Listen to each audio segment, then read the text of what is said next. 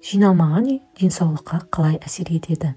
Көптеген дерттің созылмалы аурулардың себебі біздің түп санамыз бен мінез құлқымызда жатқаны белгілі. Бұл психосоматика деп аталады. Дегенмен, денсаулығымызды жақсарту үшін ой мен ниетті тазарту жеткіліксіз. Айналадағы кеңістікті тазарту да маңызды.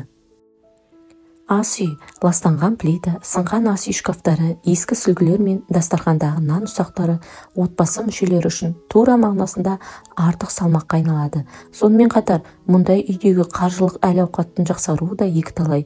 Өйткені тылсым әлеммен тілдесушілердің пікірінше, ас үй отбасы үшін игіліктің қайнар көзі. Ванна бөлмесі, су тамшылары шашырап, бұғанған айна мен ақ түсті үйге келмейтін раковина үй иесін өзін-өзі бағалауында кемшілігі, кедергісі бар екені. Дәліз, ескі және қажет емес заттарға толы дәліз отбасылық қақтығыстарға келеді. Егер сіздің жақындарыңыздың көңіл күйі нашарлап, депрессияда жүрген болса, дәлізді кең, таза және жарқын ету туралы ойланыңыз.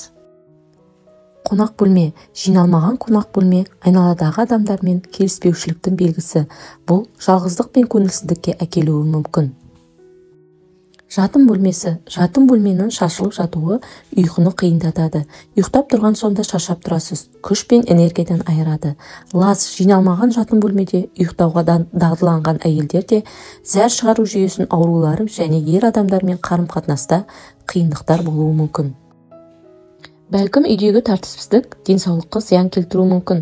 Жақын адамдармен қарым-қатынаста қиындық тудырады дегенге сенбейтін шығарсыз. Алайда біз сізге тәжірибе жасап көруді ұсынамыз. Үйіңізді ретке келтіріп, артық қолданбайтын заттардан арылыңыз. Әсері көп күттірмейтіні анық, көңіл күйіңіз бірден жақсарып шыға келеді. Назарларыңызға рахмет.